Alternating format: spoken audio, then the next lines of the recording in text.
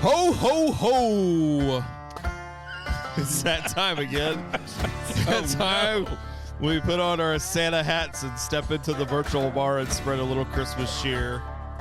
We're your hosts, Chris, Ken, and Greg, and this is three pastors walk into a bar. Ride their sleigh into a bar. Did you like that? Yeah, I did. I'm still smiling. Yeah. So, great intro, Chris. Yeah, I know. I couldn't resist. I couldn't resist. I'm glad you did it. Yeah. Brought a smile to my face. Yeah, you know, but you gotta laugh. If you don't laugh, you'll cry. So True. Is that intro too long? no, That's 45 seconds, man. The people are waiting. I have had no complaints yet. Really? Well, Yeah. you just did. Hello. Nobody cares I mean- about you. No, that's true. Yeah. That's true. Hey, write a letter to Pastor Chris. You know, here's the Tell thing, him right? you care about Here's me. the thing, I'm right? crying If you think right if you think the intro's too long, there's a little button on your browser. It's like a 10-second cue. You could just boop, and you're done. You're through. You can skip as much as you Yeah. want. Actually, I usually do. you're in total control. Set playback speed on 3 and Yeah. Yeah, you're in total control. No, so the way that music is queued up, and it's nowhere. That's not 45 seconds. No way. You're right. I apologize. It's 43. No. I was watching No. it. I was watching it on the monitor. No, it's not 43 It's seconds. 43. There's no way. 43 seconds is a long time. I think time. it's 20. Yeah. I think it's 20 seconds to the intro cue. Yeah. As a betting man, would you say that it was 43? Would you like to redo the intro Or and see? 22? Nah, not right now. We'll do it next week. well, let's do this. What Let's is it? make it a contest. What is it based Yeah. on? Send in your guess to 3p@athelbaptistchurch.org of how long you believe the music plays at the intro to this podcast. Yeah. And the one who's closest without going over wins a swag bag Like of the 3p merchandise like the that doesn't exist. like the Price is Right. Yeah. Yeah. So send your email to 3p@athelbaptistchurch.org, where we will ignore it with the rest of the emails, Right. and we will send you a swag bag that doesn't exist. Right. A Ziploc baggie with nothing in It's a it. block bag with some like keychains where we will Sharpie write 3P on it. Used tea bags. Yeah, it's some Chicken used bones. chicken bones. Maybe the script for today. Well, at the time of this 3P. recording, Christmas is about 2 weeks away, right? Mhm. Yeah. Yeah. So, if a researcher was to go to a previously unknown tribe of people in some dark corner of the Amazon, and try to, this researcher was going for the express purpose of spreading the joy of Christmas to all tribes and nations, how would you, if you were the researcher, describe Christmas to this tribe? Oh, I was hoping that was a rhetorical question. No. I want to know. You want to How would you do it, Greg? Christmas? Yeah, how would you describe Christmas to these people that have never seen it Christmas. before? We are celebrating the birth of the Son of God. God being Mhm. the creator of the universe. Happy birthday, Jesus. Of course, Okay. that would be in Swahili or some Yeah. other unga chaka, unga, unga chaka, right? Hooked Yeah. on a feeling. Stop it. Yeah, so that's how you would do. How would you do it, Ken? Oh man. Would you take the hyperbolic approach like Greg, or would you go for more of a pragmatic approach? I think I'd try to posit it kind of in something that this tribal person would understand, that Right. we celebrate the birth of the Son of our God, but strange tribes have infected our beliefs with strange tribes. strange beliefs, Unga and chaka, unga chaka, ungas. it's not what it once was. So ignore all of this, Yeah. these sideshows that you're going to see. I think I would tell them that it's a time when ordinary Americans go to a large building filled with overpriced material and spend exorbitant amounts of money to give presents to people that potentially they don't even care about, To try to curry their favor. Yeah. to curry their Yeah. favor, and then also take their children to be terrified by a fat man in a red suit Right. while sitting on his lap taking pictures with him. Oh, and this Yeah. tribe is And- going to go. And the tribe will be like, Go up one. "Oh, have a nice day. See you later." Then the arrows fly. Poison. Researcher loses his life trying to share the joy of Christmas. They buried him next to the other ones, the missionaries. Dabbed with his own candy cane. Oh man, yeah. There's some crazy things about Christmas that we're going to get into, but I guess the first question we need to ask ourselves is, why do we celebrate on December 25th? Good question. Who did that? Who is responsible for putting his birth on December 25th? It depends on which Wikipedia page that you read. Mhm. Yeah, because Okay. there's a lot of different ideas about it, and the one that we wrote down here was the 6th century astronomer abbot named Dionysius Exiguus in Rome proposed the holiday to be co-opted for God by celebrating the birth of Christ instead, which it was a day in which the pagans celebrated Saturnalia. I think it's what Saturnalia? Saturnalia, which was the god of Saturn. I don't know. What were they the god of? Sounds logical. Winter solstice? Winter solstice. That's it. Yeah, winter solstice. So yeah, it was a pagan thing. That's pretty normal for Christianity. I mean, Christianity has co-opted a lot of pagan Yeah. religious days. Easter being one of them. It's kind of a shrewd move. I think it's pretty smart. Otherwise, we'd have all of that stuff Yeah. going on still Yeah. to this day in a major form. I think maybe that's why the pagans don't like us so much, because we co-opted so many of their Yeah, kinda holidays. stole their thunder, Yeah. Actually, I think it was literally. the consensus is that Jesus's birth, from what I could tell from all the different reading that I did, that his birth was somewhere in the June time frame, Mm-hmm. somewhere in that time frame. And there's a lot of different reasons why people believe that, but that's not why we celebrated on the Mhm. 25th. The reason we celebrated on the 25th is because we chose to co-opt the holiday of Saturnalia, which I think there's a lot of believers that are out there that are like, we can't celebrate this holiday because it's a pagan holiday. Well, no, it's not a pagan holiday unless you're worshiping Saturnalia. So if you're doing that and you're worshiping the winter solace, then yeah, it's a pagan holiday. But I mean, what are you supposed to do? Like, if if there's a pagan holiday, are you as a Christian supposed to make sure that you stay at home and do absolutely nothing fun? Is that like what you're supposed to do? Because that seems to be the consensus. Like, Yeah. if there's a pagan holiday in effect, then what we need to do is we need to mournfully and spitefully sit at home And pray. and pray and brood Mm-hmm. over what's going on. Is that, It's unfortunate, but I think a lot of Christians feel that a lot of Christians do feel that you way. know. And I did many times, like for Halloween. We took our kids around. We took them to haunted houses. We did all of that stuff. Mm-hmm. And then one day, I was convicted. Hey, I shouldn't participate Yeah. in this. And then one day I was convicted. It's okay. Your faith is strong enough to deal with this garbage. Have fun with it. Yeah. Well, if as a Christian you believe that we're here to conquer, occupy, and redeem the world and everything in it for Christ, then it's on. Yeah. Right? Everything's fair game. Yeah. What is it? All's fair in love and war. Mm-hmm. And Right. Halloween and Christmas. And Halloween and Christmas and Easter. Yeah. Because Easter is a pagan holiday as well, Yep. or originally was a pagan holiday. Mm-hmm. That's why you have bunny rabbits. They were the They symbol didn't of fall from- fertility. They didn't fall from heaven. Yeah, and most of them revolve around like solstices or Mhm. like farming Harvest kind of times. concepts, Yeah. harvest times and Yeah. planting times and things like that. So Something our tribesmen would understand. yeah, Mm-hmm. yeah, that's kind of where they have their Mhm. roots at. So it makes sense, So I don't know. What do you think about?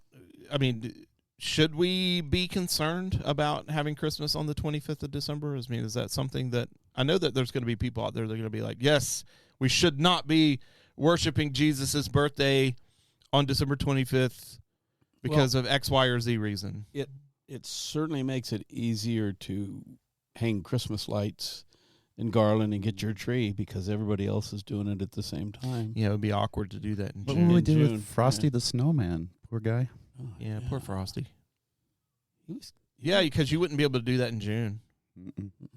It'd be a He'd be a Well, Dust liquidy mess. Yeah, you could. You'd be in a confined space. It would be called a Frosty the Puddle. freezer. Frosty the puddle. Yeah.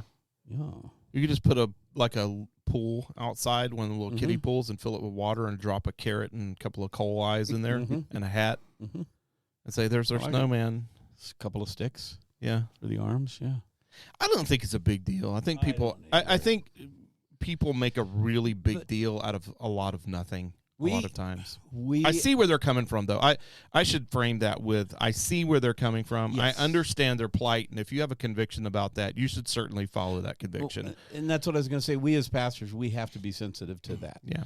There's people that come to us and say, hey, should I take my kid trick-or-treating? It's like, I don't know. How much candy do you want? Should I take? Should It's I easier to go to celebrate- the store and buy Buy it, it, yeah. but Yeah. you got to do what you got to do, Yeah. Christmas, should we celebrate Christmas? Because it's a pagan holiday. Well, I do. I love it. I think You it know? depends on how you do it. I mean, if you are putting up, pagan ideology with the intent of putting up pagan ideology, then yeah, you got a problem. Yeah. But if you have co-opted those things and you have reused them for the purpose of the glory of God, then I don't see it as being any different than like, say, for instance, music. I mean, music is the same way. I mean, if you think about, the beats and the rhythms used for contemporary music or anything post blues, a lot of that stuff has its roots in African, Mhm. rituals and, voodoo rituals and, coming from the deep South, it has its roots in a lot of that kind of like, kind of bar mentality, so you really could say that we've co-opted the music as well, so like, when do you stop? Stopping co-oping, I mean, even the clothes that you wear, have been co-opted from the world, There's very little that's pure yeah, I mean, and original. you're not going to, I mean, unless you're going to come up and go back to the first century and start saying that we're going to do everything like the first century, then I would say that, you're as close as possible to being pure as you can be. And there are those among us that are doing that. They're not coming to church. Are there? They're having house churches. Oh, yeah. But they're even going to first century Christianity. yeah, but I mean, that's just by principle. I don't think they're Mhm. actually at home in their tunics, with their oil lamps and their scrolls, reading from their scrolls, No. and singing, ancient Jewish songs to psalms. Which makes the whole idea of not coming to church and not worshiping and fellowshipping and staying home and having a home church. If you're not doing all the rest, why do that? Yeah, I mean, I have a particular problem with that kind of idea, Mhm. but that's not what we're talking about today. I don't want to get sidetracked by that. Those rabbits. No. They're everywhere. No. Maybe we'll pick that one on another episode Yeah. when we can fully unpack it. Yeah. Was that a rabbit or Um, an Easter bunny? So Well, you have here, Ken, that you found that it was very likely he was born in fall of the year. So this is based on the Jewish priest Zechariah would have served in the temple, and Mary visited his wife Elizabeth, as described in Luke chapter 1. Mary would have given birth to Jesus during the Feast of Tabernacles. So that's one way of putting it. But I saw several other, I wished I would have kept them now, but I saw several other ones that put his, I saw one that put his birth in July. I saw one that put his birth in March. It just depends on who you talk to. Yeah. I mean, nobody knows really is basically what it boils down to. Nobody knows. Yeah. At the end of the day, how much does it really matter? Exactly. I mean, if we're going to split hairs all the way down, try to be absolutely literal, 100% accurate, we're going to really get lost in the details and miss the meaning. Yeah, miss the whole Message. point. Yeah, the whole point is Santa Claus. And God's not going to Santa judge you Claus. for judging the day different Yeah. one than another, right? Saturday versus Sunday, Sabbath. Right. I mean, it's all about the heart. What is your Yeah. motivation? What is your heart? Why are you doing it? What you're Yeah. doing? So what about Santa Claus? I don't know. What about him? I like Santa Claus. December 25th. Yeah. So Shows up on everybody's roof around the world. So the origin, there's some fun stuff to talk about when you start talking about Santa Claus. The origin is a story from early Norsemen, but Saint Nicholas emerged from a 3rd century story with no mention of fresh cut trees, elves, flying reindeer, or miraculous abilities. So I really His like reputation is I really really growing. like the story of Saint Nicholas, though. That's one thing that we do every year as we talk about the story of Saint Nicholas, because of all the patron saints, I'm not a saint guy, of course, because I'm Baptist. But of all the saints that the Catholic Church have sainted, I think Saint Nicholas is among my favorites. And there's some reasons why I'll talk about here in just a little bit. But in much of Northern Europe today, they celebrate Sinterklaas. Sinterklaas. Santa Claus. You know what's funny about a lot of this tradition stuff is a lot of it comes from Germany. Yeah. And a lot of the stuff that comes from Germany along with this is bonkers crazy. It's really weird. We in Germans are weird, man. in our home, so are the Hungarians. Yeah. And just ask me. And we celebrate Saint Mikuláš Day. Niklash. Mikuláš. Mikuláš. Saint Mikuláš. And the tradition is that the night before, the kids put their boots in the window, Mm-hmm. and in the morning, the boots are filled with goodies. Yeah. And our family celebrates that, and it's a fun tradition. And just like you said, it's one of those things. Yeah. We do some weird stuff. It gets its roots in the whole story of Saint Nicholas. absolutely. And it's a really great story. And that's on December 6th. I'll share that here in a little bit. Yeah, so much of Northern, it's on December 5th or 6th. So this guy looks a lot like Santa Claus with a red Catholic bishop's hat, and he rides a white That's the weird horse. Mm-hmm. He's assisted by one or more helpers named Zwarte Piet or Black Pete, which is like the most racist thing ever. I think he's a pirate, man. Dressed in a Moorish nobleman's costume. Pete also appears as in blackface, representing either his Spanish origin or soot from scrambling up and down chimneys, depending on who you ask. This is the whole thing about all this. It's like it depends on Some who you ask, variations. right? Is this real research, Ken, or did you make This this is. up? It I is. mean- I looked a lot of this stuff up. Yeah, Black Pete is a thing. Black Pete. I've been in Holland Arrogant during 18. this, and it is just weird. Do they have people walk around in They absolutely blackface? do. Parades. Wow. Yeah. And Sinterklaas comes down the street on a white horse, and these little Zwart Piets are running around throwing little tiny, like little cookie things to the children and sprinkling little candy. And it's weird coming from America and seeing how we celebrate it with Santa Claus. Yeah, and we going don't- to Europe and going, what is this? Yeah. So if you are Like somebody watching the Athol Days parade. if you are a socially sensitive American, don't go to foreign countries. Yeah, as yeah, they it will mess celebrate. you up. Yeah, you'll come back totally scarred for life. Definitely changed. Actually, maybe you should go. Yeah. Maybe it'll help you grow up a little bit. Yeah. Yeah. That's true. Yeah. Maybe it'll help you get a little bit of a thick Definitely skin. make you much more of a skeptic about a lot of things American.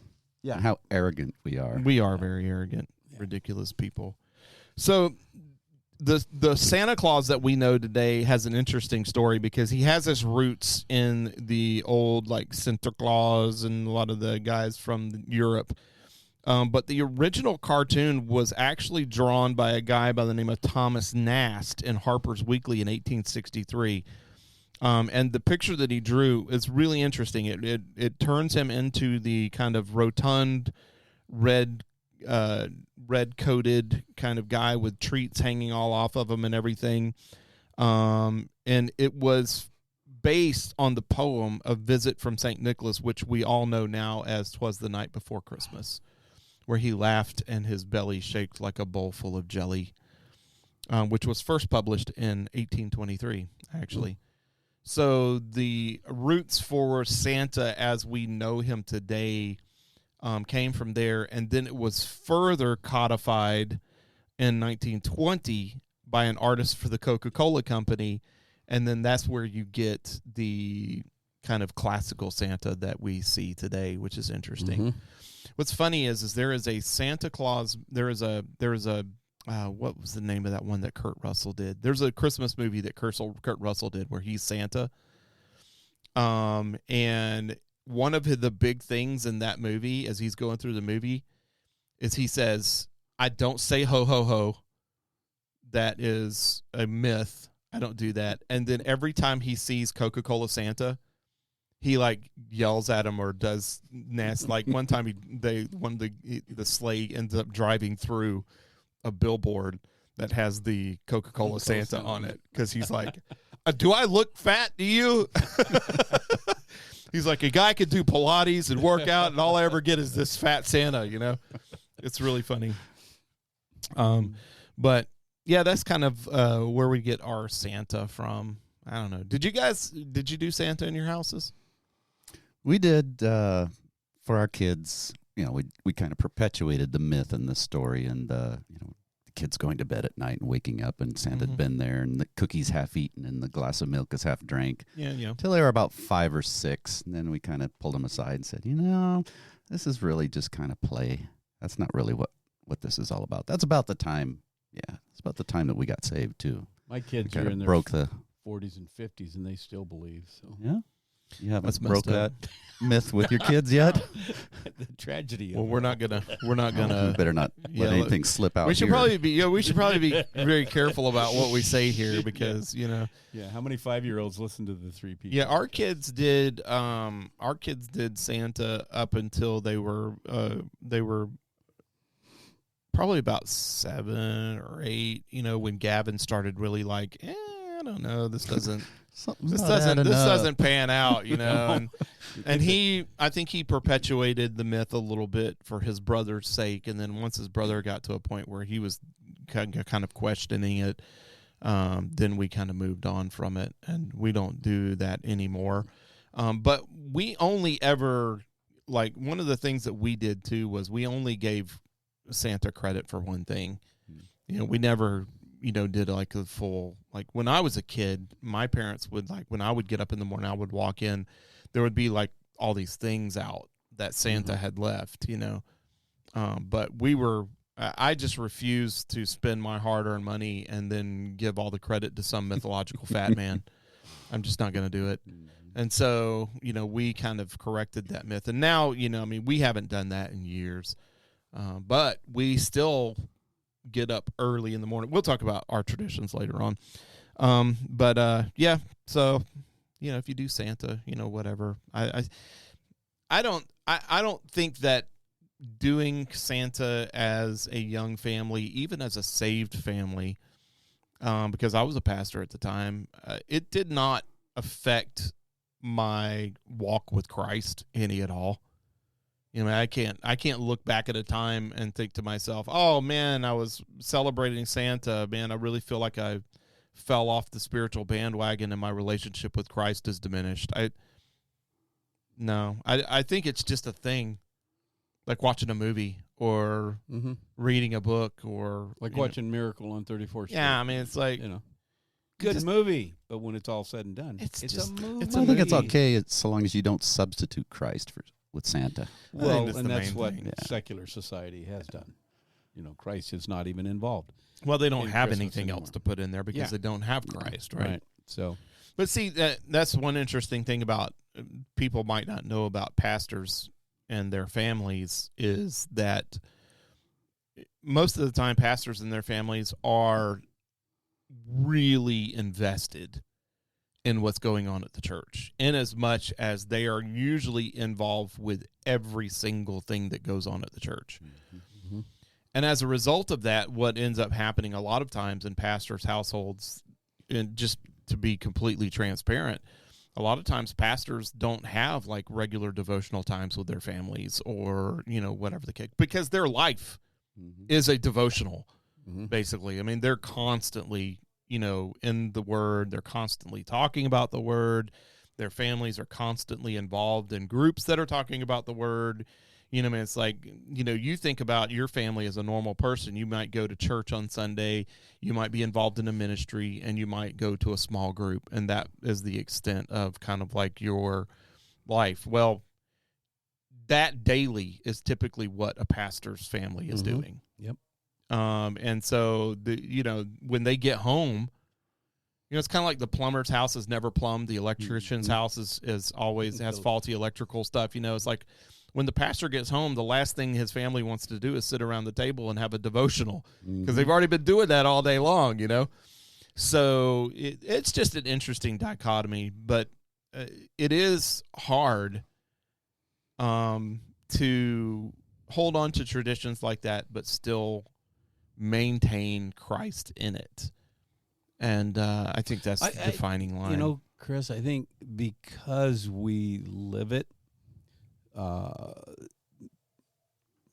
24/7, it becomes something that, we just are. We don't have to participate in it. It just is what it just is. Yeah, you are participating by dint of the fact that you exist. Yeah, which is really, when we get up and preach sermons and the like, that's what we're asking everybody to do.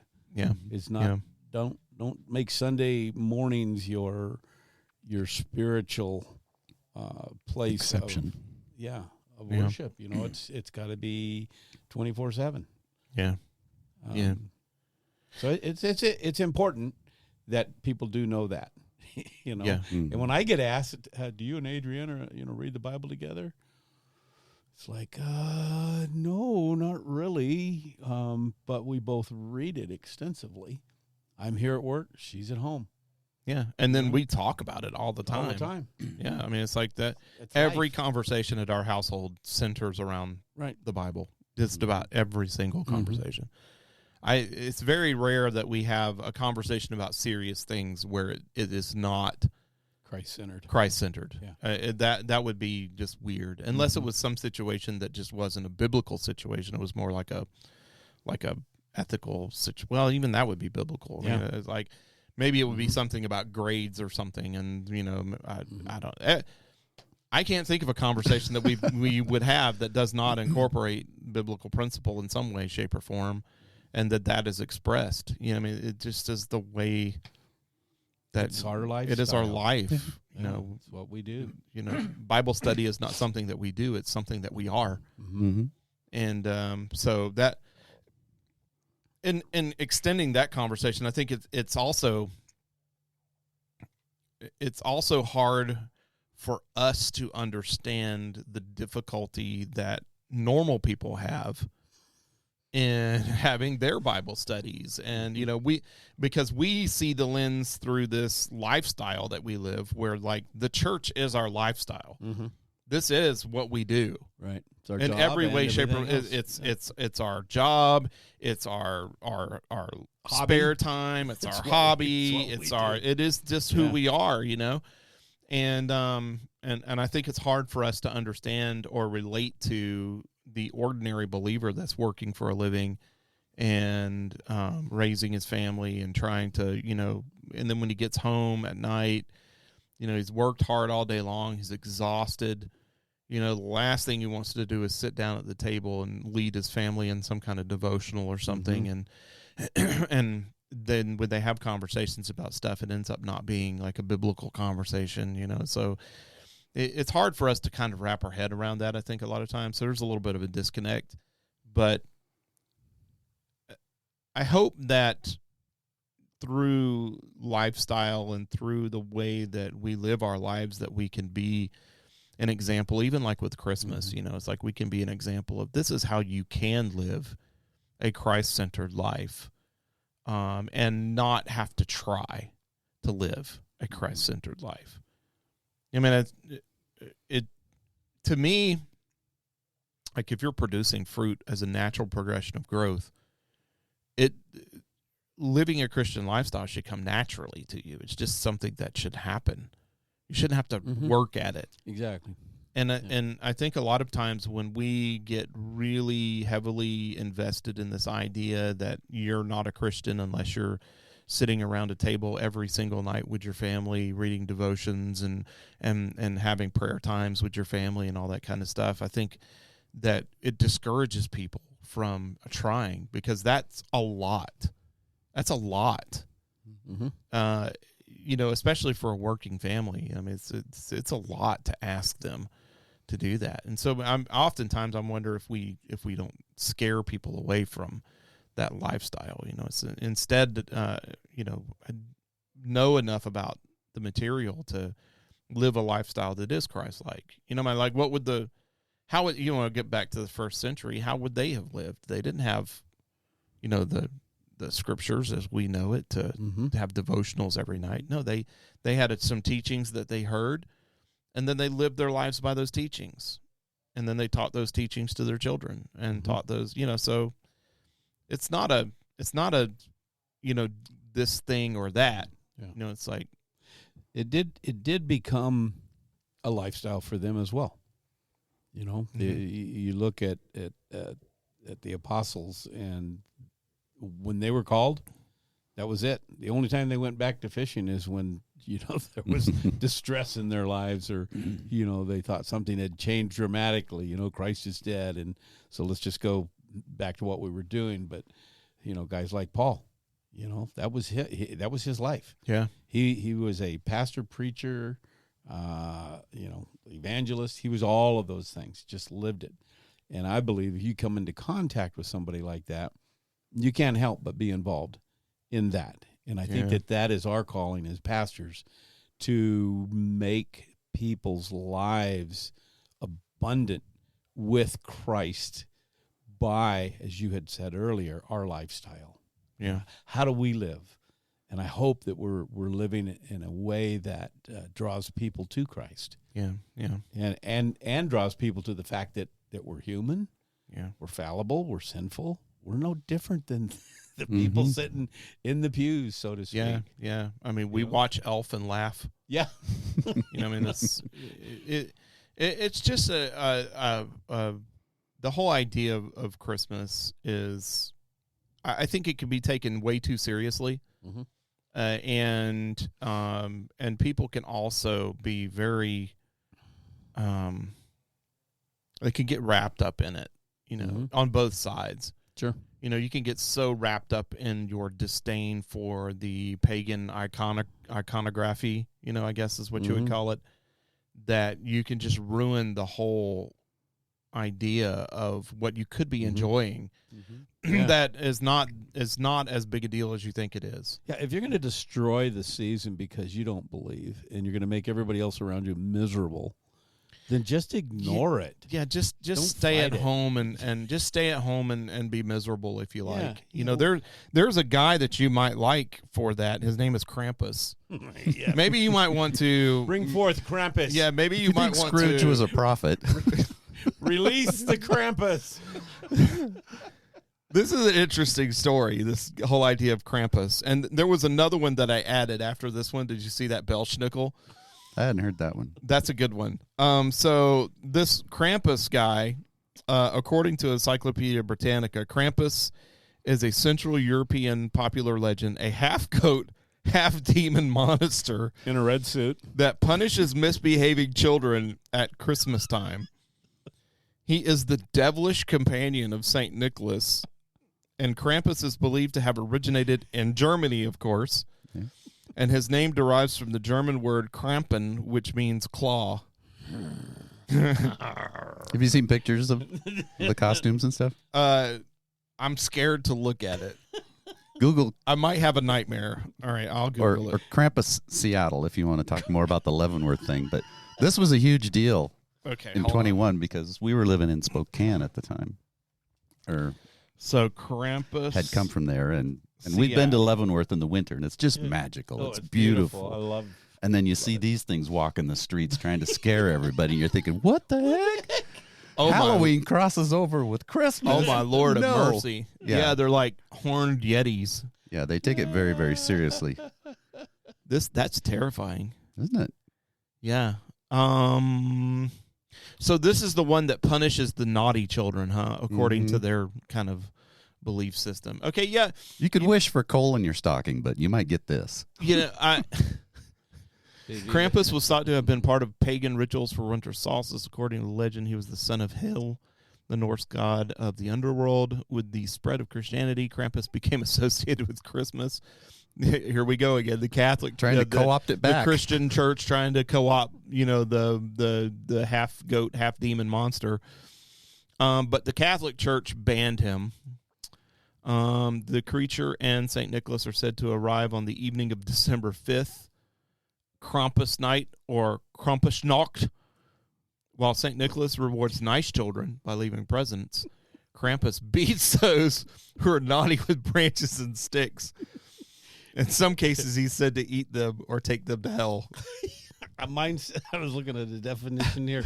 He would swat the wicked children, stuff them in a sack, and take them away to his lair. On December 6th, St. Nicholas Day, children awaken to find their gifts or nurse their injuries.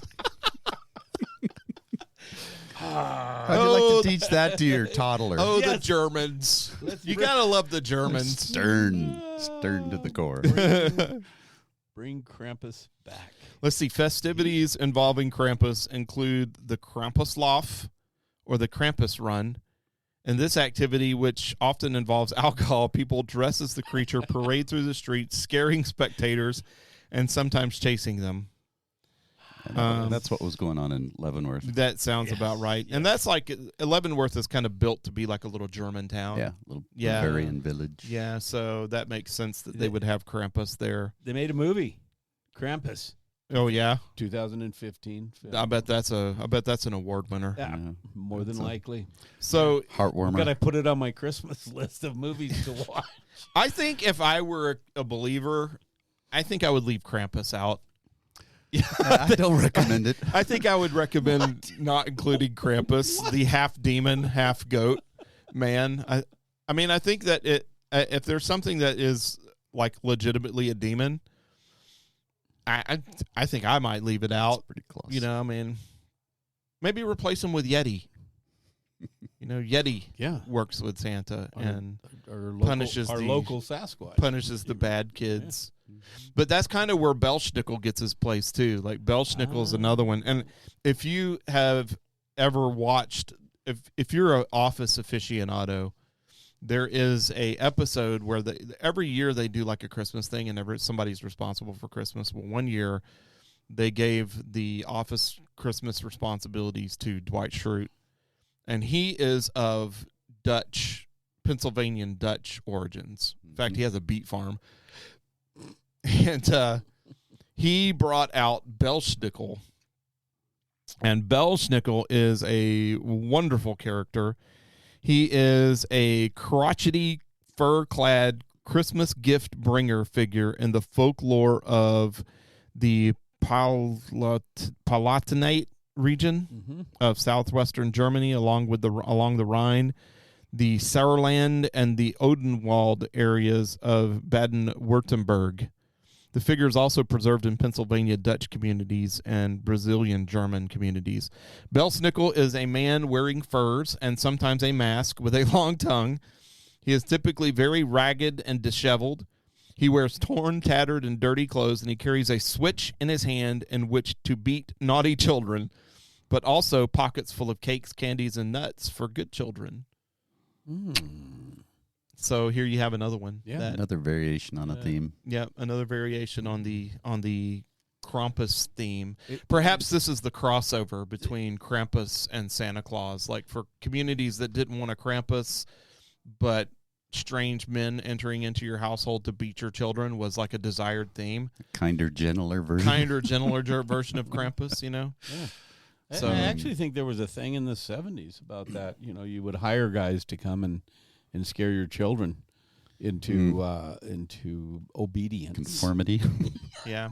It's far removed from like the Christmas movies now where every kid is good no matter what. And like there are no naughty children. You know, that's kind of like a theme in a lot of Christian movies now, you know, where it's like every kid gets a gift because no kid is really truly naughty. All kids are wonderful. Well, is that a reflection on our general life philosophy now? For sure. There is no For sure. bad people. Yeah, for sure. There's no Yeah, such you know, I mean, sin. Don't talk about sin to me. I even think about like the Polar Express where, you know, there's like this light goes, the siren goes off, and then there's this image of this boy who did something bad, and he's like, I didn't do it. And it keeps replaying over the TV, and the elf is like, well, you know, it's Christmas, you know, and so they give him a gift anyways. Cut him you some know? slack. Yeah, kind of thing. So, you know, I mean, I think that just goes to show you how soft our culture has become. You know, back in ancient Germany, you know, they were going to bed and they were telling their kids, look, I hope you were good, because if you weren't good, you're going to get a visit from Krampus, Mm-hmm. and he's going to beat you with a stick. You know, Imagine going to bed that night. You're like sweaty. You're like, we were watching some YouTube videos the other day, and they were videotaping the kid going up, getting his stocking, and he pulls a big hunk of coal out of his stocking. And he's like, looks over at mom and dad, you know, into the camera, and he says, what's this? It's coal. And he's looking like, what's it for? You know, it's because you were a bad boy. And this kid goes into this tantrum that was like, Adrian and I looked at each other and went, yep. He deserves he that needs coal. a visit from Belschnickel. You wonder why you got the coal. He needs a visit from Belschnickel. Little fear. You know, I wonder, did Santa have that early on? Did he have an evil side where he would? No, bury he his always kid? had. It seems like in the lore, he was never the one that did bad things to kids. He always rewarded good kids. There was always an agent that went along with him that did the naughty stuff to naughty kids. stuff. Yeah, So so they wanted to remove him Krampus from the, or Belsch. you know, except for Belschnickel. Belschnickel seems to be the hybrid between the two. So like you got the Santa kind of figure archetype, and then you have the Krampus type of archetype, and they're kind of put together into this new creation called Belschnickel, who is like a Good versus evil. kind of the dichotomy between the two combined. So, here's the question: no, do we or do we not celebrate Christmas? And do we or do we not tell the congregants that have an issue with this? I mean, I think it. You know, it's- I think it depends on how you do it and what your focus is. You know, I mean, Each one is different. every household is different, and you have to do what's right for your walk with the Lord. If you feel uncomfortable celebrating Christmas, then you know you shouldn't do it. Nope. You know, I know people that are bent out of shape because of the nativity. They think the nativity is false teaching, and so they don't want to put the nativity out. We know, we just and- watched the movie Mhm. last night before. I don't remember. Yeah, and they're- you know, you get done with that and you go, man, they messed up. You know, they got it all wrong. Yeah, You know, But- everybody is no angels. You know, just one angel. You only had you know, the shepherds coming down and the wise men. Everybody's there at one time, and you're going, you know, let's go back That's to Luke. not the and way it went see- down. see You know, what this actually and looks then like. all of that judgment, you know, you definitely miss the point of the story. Yeah, The point of the exactly. story is that first moment when you see the manger, the lights coming through the little thing, and it's shining down on baby Jesus, and Mary is sitting there looking at him, and there's this moment where it's like he's in the manger and he's just a baby, and it's like, wow, that's You know, God. The interesting That's part, God there yeah, laying there. about that is that Joseph and Mary, there's zero dialogue with Yeah. them. You know, and she did a pretty good job of, you know, Mary contemplated all these I things. thought that it was a great thing. Yeah, but the whole idea of having a beef with the nativity because the wise men are there, you know, is how else are you going to represent that? You know, there's a wide swath of time that makes up the nativity story. You know, years separated between the time they leave Bethlehem and the time that they're in Egypt. You know, and the conjunction of the wise men with Mary and Joseph, and the conjunction of the shepherds. You know, and as a storyteller and as a kind of creation of symbology, you know, how else would you express all of that? The nativity is not a doctrinal statement. The nativity is a symbol of what happened on that in that scenario. Yeah. Not necessarily of what happened on that night. It's a representation of that scenario of the birth of Jesus Christ. Yes. And I don't have an issue with that, but it would be nice to have somebody make a movie that is chronologically, biblically sound. Might be boring. You'd have to have it disappointing to most. I think it would be disappointing to most because it wouldn't have the same impact. It wouldn't validate our image in our not only mind. that. Wait. The Bible would be disappointing to many people. Well, the Bible story of the nativity is probably a little disappointing to people, anyways, because it's not very dramatic. Yeah, you know, the Bible is not a dramatic book. It's a basis. It's a foundational book that teaches things. It's a textbook. It's not a novel.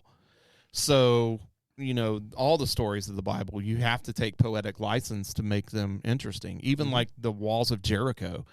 You know, you read the story of the Israelites marching around the walls of Jericho.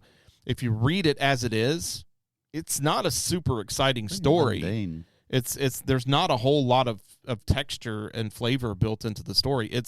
This is what they did. The walls came down, they went in, took over stuff, and Rahab got out alive because she had, you know, spies that helped her out. You know, story. And then that's the end of it. You know, and it's like what is the whole story, like 2 chapters?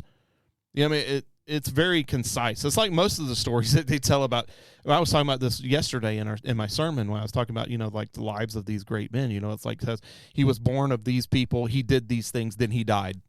That's kind of the way that the Bible lays it out, because it's a textbook. It's not a storybook. So when you're telling a story, you know, you have to take a certain amount of poetic license. Could you do it more chronologically? Yeah, if you're clever, you could probably do it in a way that made it more interesting. But also the story would be a little disjointed as well to fit within the time frame, because you'd have to have the birth of Jesus with the shepherds, and then they would have to leave. Herod would have to attack, then they would be traveling, and then somewhere in the travel they would meet up with the wise men at some point, and then there would be this thing where they would meet up, or maybe in Egypt, I forget exactly where they actually joined with the wise men, but then that would happen, and then they would travel some more into Egypt, and that would kind of be the end of the story. Yeah. You know, and I see the nativity as a form of art, not history. It is. It's an art piece. Yeah, it's an art piece. To me, it's an art piece and a symbol. Yeah. More than it's I think people take it too seriously. It's, again, one of those things where we take our symbols entirely too rigidly. And, you know, I think this kind of shines a light on, you know, basically Christianity as a whole. We either fall on one side of the fence into legalism, or on the other side of the fence into libertinism. Yeah. And the reality and the devotion is in the middle. Yeah. Somewhere. Yeah, I'm going to have to disagree with you guys. Yeah, fine. Just on the basis of anybody, I have suggested to non-believers the nativity, but at the same time, I'm going, you know, you really need to read your Bible to get the full story behind this, because this isn't really how it happened. And it is nice. I mean, I sit there with tears in my eyes, you know, thinking that's my Lord and Savior, the creator of the universe, and this little baby. Yeah. But at the same time, I'm kind of like, dang it, I wish they would have done it differently. Yeah, but there's really not, I mean, honestly, there's just not enough material in the Bible alone to create a full story. Well, absolutely. And there was, I mean, probably 80% of what we saw in the nativity is made up anyway. Well, you have to. You know? You have to, because there's not enough in there to create a narrative. Right. So I'm saying make it up the 2 years between his birth and the Herod coming in and killing all the babies in Bethlehem. Yeah. I think the point behind the nativity was to put it was to encapsulate the entire story in one image. Yeah. I think is what the point was. Mm-hmm. And I'm not dissing on the movie. I'm not even talking about the Well, movie. you'd like to see what, an episode or a season like of The Chosen, right on the nativity. Yeah. Yeah? Yeah, that's a good idea. You could definitely play it out, but 2 seasons. But even in that, you're going to have to create extra biblical narrative to fill the spaces, and how much of that's going to be incorrect. You know what I mean? So I think you could split hairs on anything that's created that has a biblical narrative, and you could say, well, this is not, biblically correct, and but I think that what the Nativity, the movie, does is it does a great job of telling a story that has a message, as opposed to telling a message that has a story. And this is one thing that, in fact, I was listening to Matt Walsh one day, and he was talking about these Disney movies that are coming out. Now the reason that a lot of these Disney movies are flopping is because they've started concentrating on delivering a message with the story being secondary. And then he made a comment, just like Christian movies over the last 50 years. Christian movies have focused on creating a message at the expense of story. And what happens is it's just like these Disney movies. The people go to these Disney movies are people that are already invested in the message and they want to hear the sermon. Well, that's what Christian movies do. There are people that go to watch them are people who are invested in the message already and go to hear the sermon. And I think what the Nativity does well is it bridges the gap. It tells a story that eventually has a message. And that message is that Jesus Christ, the Son of God, was born in Bethlehem. And I think ultimately that's what that movie does. Now, that being said, the image that it's created from, that's what I'm talking about. I think that in early days, before we had television, before we had movies, before we had any of that, it would have been very hard for an artist to paint a picture of the narrative of the birth of Jesus Christ with all the characters involved. Because how do you paint a picture that includes the story? And so I think what happened was, and this is just my guess, is that an artist came along and said, I want to encapsulate the entirety of the Christmas story in one image. And that's how you got the wise men and the shepherds and Joseph and Mary and the angel and, all that stuff in one image. Which is what they often did. Hey, my nativity scene's got them all there. Yeah. And we're used to it. It's normal. Yeah. It's accepted. And to my earlier comment, it would just be nice. And as I'm thinking about it, I think there was one. Somebody did the book of Luke verbatim.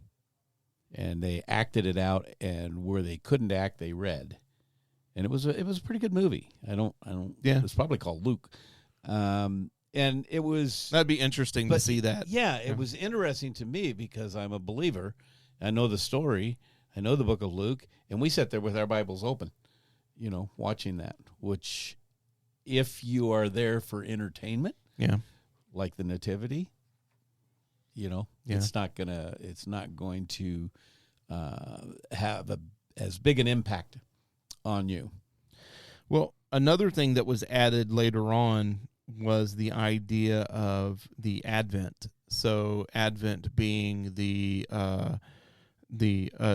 coming of Jesus. So you had the first Advent, which was Jesus coming in the flesh, and then the second Advent would be Jesus coming again to reclaim his bride. And so, you have that idea as well, and there's a whole litany of kind of rituals that go along with that, concept as well. So that's another thing that got added later on, which is a good thing because, this is something that you can, instead of looking back at the time when Jesus was born, it kind of looks back at time that Jesus was born, but more focuses on when he's coming again, kind of concept, which is good. We've done Advent things here before where we've given out Advent stuff, but ultimately a lot of this stuff has roots in like Catholicism and early Protestant churches, and so you get a lot of that kind of ritualistic feel in it, and there's candle lighting and things like that, and so I think once again the money aspect of it. I mean, how many Advent things, calendars are out there? All of it has been commercialized to an event, to an extent, and Advent calendars is another tradition that came along. Talking about the first Advent. The Advent that I'm talking about is the one where you have the wreath and it has the 4 candles and then one in the middle, and then you light one each week or something like that. We've celebrated here. And we've done that before. We do that in our house. We have an Advent book that we read for every night of the year, and I'm not a big fan of it because it uses really flowery kind of dumb language that it gets me irritated. But if you don't have traditions, then really that one's pretty safe. Yeah, that's a good one, and we enjoy it.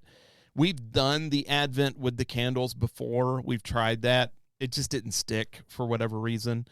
You just have to try things out, and I think you just create traditions in your household that fit with the character of your household.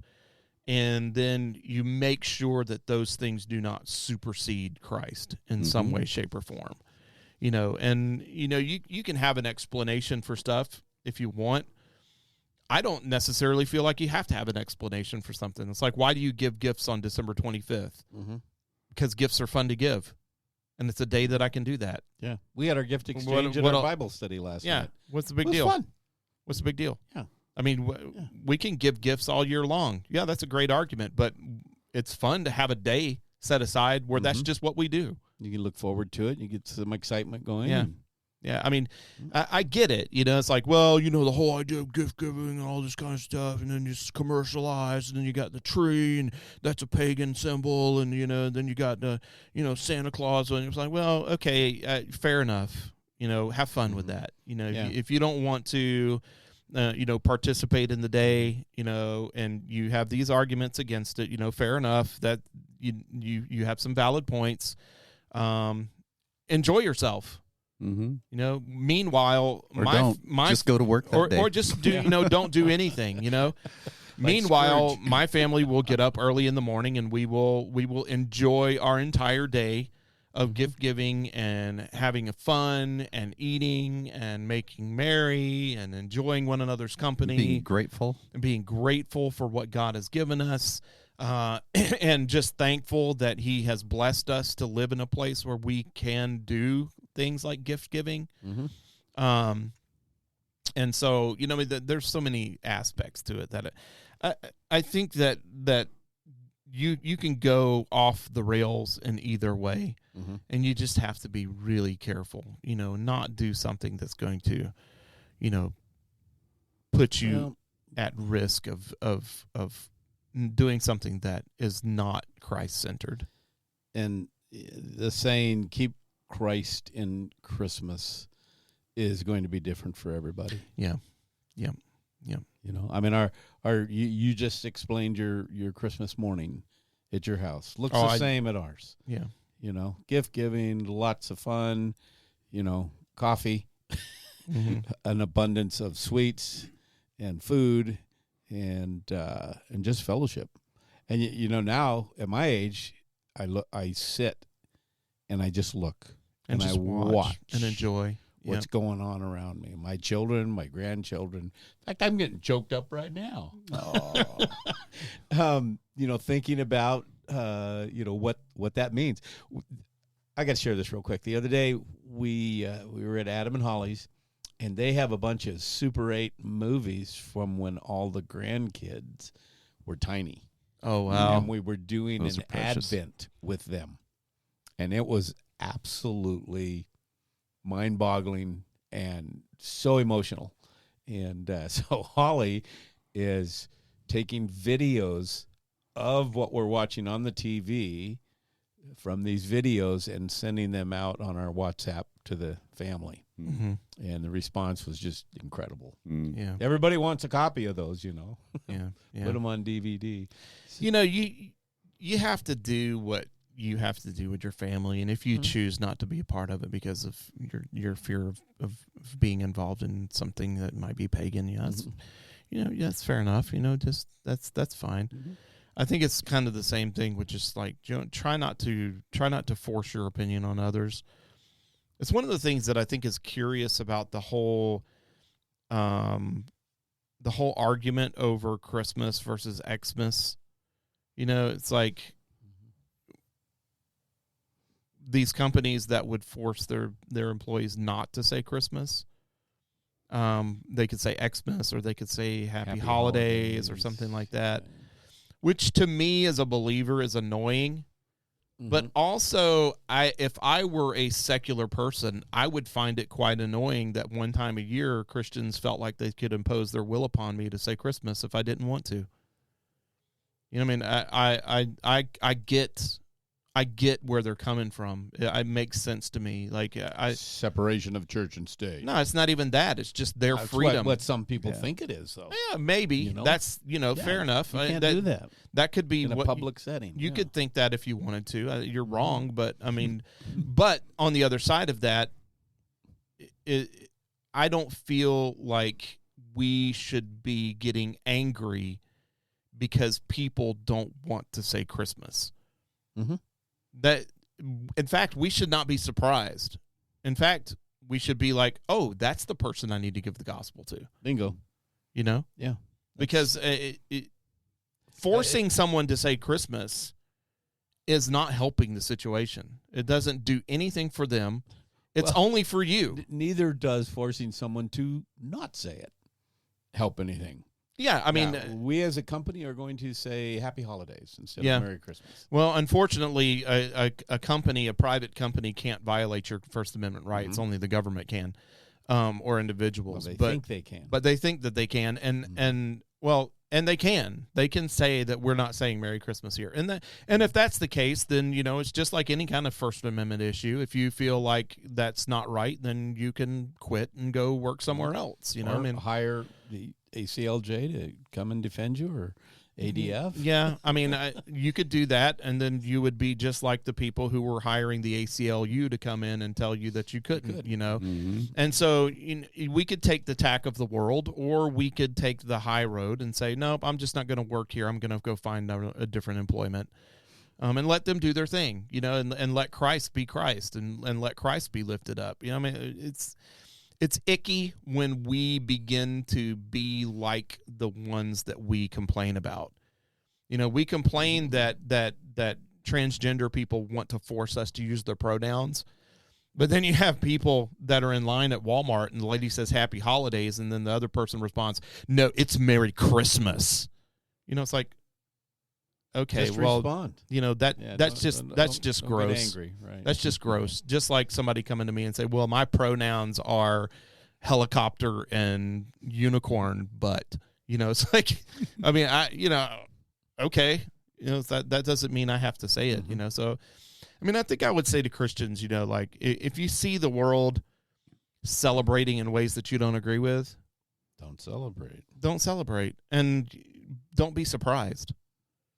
I mean, it was originally a pagan holiday, so if you see people celebrating Saturnalis or whatever, then, say, okay, well, those are the people that I need to give Christ to. And don't force it on them, It's like, it's like, well, I want to make a law that says you have to call it Christmas. It's like, well, okay, that now we're just transgenderists. We're just virtue signaling on the Christian level. And there's a lot of Christian virtue signaling that goes on, by the way. We complain about virtue signaling, but there's plenty of Christian virtue signaling that goes along. And Christmas time is a perfect time for that. It's like the whole Christmas lawyer thing. You remember that when the guy was making all the the big decorations on his house, and he had like all the different, electrical outlets and stuff, and it was just this massive Christmas display, and it violated his homeowner's agreement, his HOA, and the HOA told him to take it down, and then there was this lawsuit that went all the way to the Supreme Court to say they were violating his rights, his First Amendment rights, by telling him that he couldn't put his Christmas lights out. And it's like, well, okay, what kind of world are we living in when we're having court battles all the way to the Supreme Court over Christmas lights, and who benefited from that and who was hurt by it? And I'm not saying that what he did was wrong. I'm just saying that, let's not use the holiday season as a hammer to beat Christianity into people. It's not going to work out for us. Mm-hmm. It never has, and it never will. Christ must be lifted up, and all men will be drawn unto him. So, I think that's something to think about. So, what are your Christmas traditions, Greg? Like, what does a typical Christmas look like for the Berry family? Well, as I mentioned earlier, St. Mikuláš, who comes on December 5th.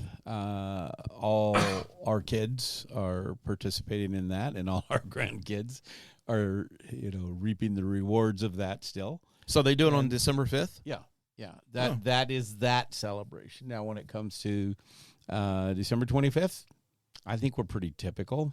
I'm hoping we're typical, where, we buy over an abundance of gifts, and then we used to let the kids open one gift Christmas Eve, and then they would wake up in the morning, and all the stuff that Santa Claus brought was laid out there for them. And we would do that, then have breakfast or get our coffee out, and then we'd appoint one of the children as the elf, and they would pass out the packages. And one of the things our family did is, and we've kind of gotten away from it, is the gift cards, or the what's it called? The tags, to from tags, were always an art form.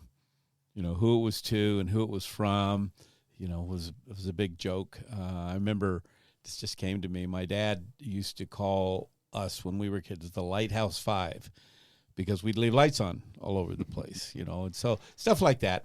And then we would open all the gifts. We would normally start with the youngest, and they would open one, and then we'd go to the next one, and they would open one. And so it would take hours sometimes to open all the gifts. And that's what Christmas was to us. Yeah. And I think still is. We're headed down to Manny and Joel's this Christmas season. Hey, Joel. And, hopefully it'll be the same. I each kid has done their own thing.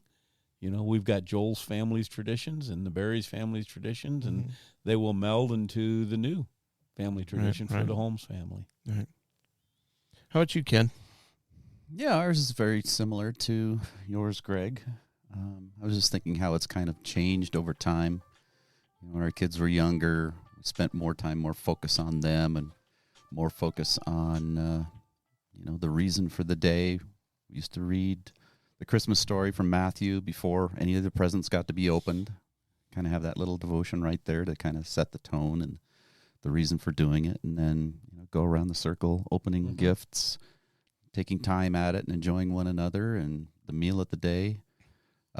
That's kind of morphed out as our kids have grown and have their own kids, and so now we incorporated some of our grandkids into our own personal, my wife and I, but they have their own traditions now, and they do their own thing, and so we try to cross over as much as possible. The one thing that we do now more than we ever did before is many years ago we started lighting a menorah and kind of observing Hanukkah, not in the traditional sense of the reason for Hanukkah, that being the rededication of the temple and the miracle of the oil, but the lighting of the lights as a way to kind of lead up to Christmas Day and a kind of a time of anticipation, and then the prayers that we read are kind of messianic slanted towards the work in the salvations that God has done within the family, the works and the miracles and the things he's done through us, in us, all through the year up to that point, and setting us an attitude of gratitude in our hearts, and the sense that the candle lighting, we always place it in our front window, of course, as a witness to the world, that there is a light within this house that does not come from electricity. It does not come from candles. It comes from the light of God in our lives. And so that's something that we enjoy doing every year now, right up to the Christmas day, because sometimes we're spending it with our kids and grandkids. Sometimes, more increasingly, we're spending it alone because they're doing their own thing and we can't always be together. But that's kind of how we roll these days. Yeah. Yeah, ours is vaguely similar, although one of the things that we incorporated into our kind of Christmas traditions is the story of St. Nicholas. I would read, usually on Christmas Eve, the story of St. Nicholas and how he got his start. You know, he lost his mom and dad when he was young. His mom and dad were extremely wealthy.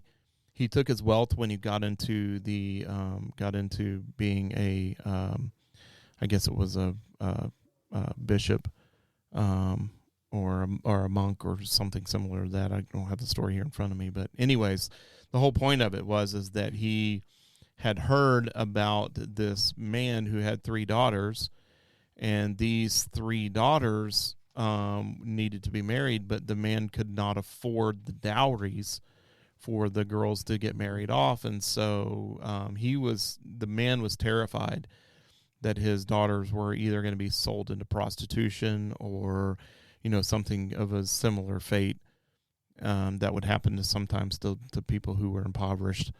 And so St. Nicholas heard this, and he, the first daughter, when it came time for her to be married, he snuck in and he put a sack of gold through an open window.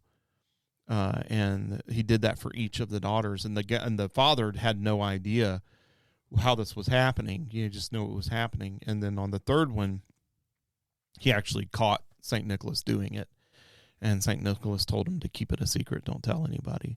And then that's how the whole idea of him coming in and dropping presents off came into being. So we always told that story and about how the giving came into, but I always included a couple of the other stories too. You know, one of the things that I really admire about St. Nicholas was he was an ardent defender of the Word of God. And he, in a time when people were being persecuted for the Word of God. And in fact, he was at the Council of Nicaea, and when one of the bishops got up, or the priests got up, and he was speaking against the Word of God, and saying that it was inferior to the word of the Pope or word of the, whatever, Nicholas got up and went over to him and slapped him across the face. So just Will Smith style. Yeah, and so this is a bishop I can get behind. This one of the things that he would do would go around town and he would people would leave their shoes outside, and he would put stuff in their shoes as he was going around town, and this was something that he did with his vast wealth that he had.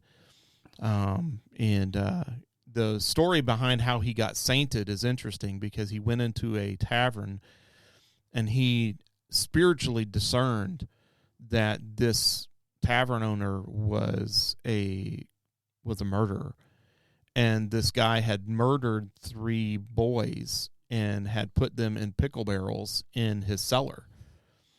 And St. Nicholas discerned this spiritually and brought the man to justice.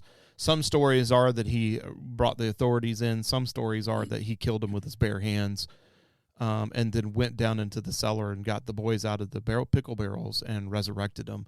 And that's the miracle that got him his sainthood, was the resurrection of the boys in the pickle barrel. Which is that where the saying "you're in a real pickle now" come from? Potentially, maybe. I don't know. That's a good question. But anyways, we would tell the story of St. Nicholas and his generosity, and then we would relate it to the idea that, it is a blessing to be able to give.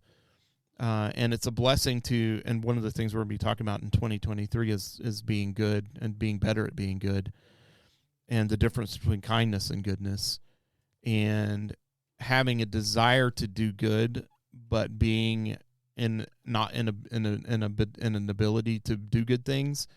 You know what I mean? It's easy to do good things with other people's money. You know, so goodness and kindness with ability is a desired trait. And so, you know, we always try to tell our boys to be in a position so that you can give to others, you know, if the opportunity arises, and be compassionate towards others, and be, you know. Amen.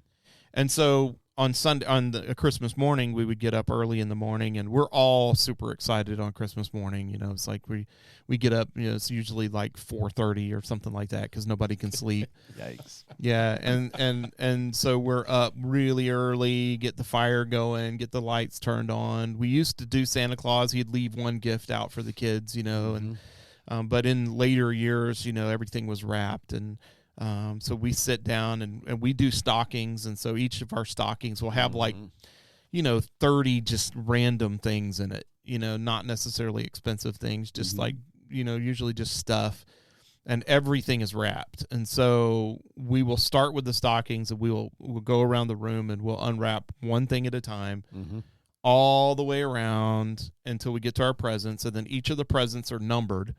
So you open 1 through like 6 or 7, whatever it happens to be, and the last one is like your like big gift, you know. And the other ones are just like kind of, you know, under the tree gifts, you know, ancillary. And so, you know, our Christmas will typically last, you know, 5 hours, you know, sometimes, of just like opening presents and then laughing about stuff. Some of the stuff in your stocking is gag gifts, and it's just funny, and you know, just the whole time we're drinking coffee and eggnog or whatever, and you know, and having, you know, a merry time. And then we'll usually eat some kind of breakfast. Then we have, every year, everybody gets a Lego. And so we'll sit around the table and we'll have a Lego time where we'll all like put together a Lego of whatever. And you can see some of them in my office. I have an X-Wing, and I have a Y-Wing in there, Star Wars Lego aircraft that I've gotten different Christmases. And then we'll usually someone will get a board game, and we'll spend some time playing that board game, and then we'll eat some kind of dinner, and then we'll start winding down at some point after that, and that's kind of our day. That's our tradition. And I think it's pretty atypical of a lot of people, but you know, everybody does it differently. You know, I found that out. You know, everybody celebrates a little bit differently, and you know, I think that's okay. You know, You mentioned the stockings. We do the stockings, and in recent years, it's been fun because Aunt Holly always gets everybody a toothbrush and toothpaste. Bless her. And you know, one of those. Was Uncle a dentist? No, she was a dental hygienist. She was the one. One of those. Mm. Yeah, my grandma used to do underwear. Yeah. Yeah, so you get your underwear and yeah. socks. Yeah. Yep. Did you ever get a bunny suit like Ralphie? That'd be fun. Onesie. Yeah. So you had some final words you wanted to offer, Ken, right? Yeah, I thought, you know, to wrap it all up, I came across this poem, and I thought it was very poignant.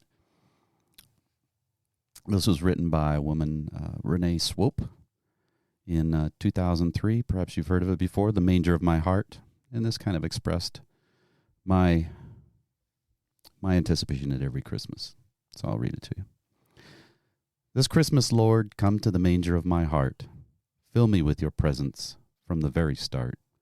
As I prepare for the holidays and gifts to be given, remind me of the gift you gave when you sent your Son from heaven.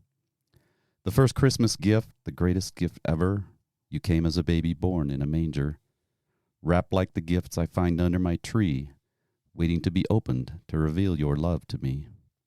This Christmas, Lord, come to the manger of my heart. Search me and know the most intimate parts. Reveal to me if I have ever hung a sign within, claiming it off limits, implying no room at the inn. Restore to me the wonder that came with Jesus' birth, when he left the riches of heaven and wrapped himself in rags of earth. Emmanuel, God with us, your presence came that night. As angels announced, into your darkness, God brings his light. Do not be afraid, they said to shepherds in the field. Speak to my heart today, Lord, and help me to yield. Make me like those shepherd boys, obedient to your call, casting distractions and worries aside. To you I surrender them all. Surround me with your presence, Lord. I long to hear your voice. Clear my mind of concerns and all the holiday noise. Slow me down this Christmas. Let me not be in a rush. In the midst of parties and planning, I want to feel your hush. This Christmas, Jesus, come to the manger of my heart. Invade my soul like Bethlehem, bringing peace to every part. Dwell within and around me as I unwrap your presence each day. Keep me close to you, Jesus. It's in your wonderful name I pray. That's a great way to close it. Mm-hmm. Well, that does it for us today. As always, thank you for joining us. If you have an idea for an episode, you can send it to us in our email at 3p@athelbaptistchurch.org. Greg and I will ignore it. I think Ken checks it now. I check them. I think Ken's checking. You will now. be heard. I don't still know. ignoring them. I don't check them. Yeah, I don't even know where they are. It's like, I've read that over and over again, and it's just now occurring to me that we have an email address. Yeah, so, wow, that's something. If you enjoyed this episode, please give it a like, share it with your friends, and subscribe so you don't miss any future episodes. That's really important so that we can get out to more people, so help us out and do that. Thanks to Athel Baptist Church for supporting this ministry. Thank you, Gavin, for helping us out to produce this episode. And again, thank you for listening. And until next time, remember the Great Commission, go into all the world, reach the lost with the gospel, and build disciples who can do the same, no matter what season that it is. And with that, we are out.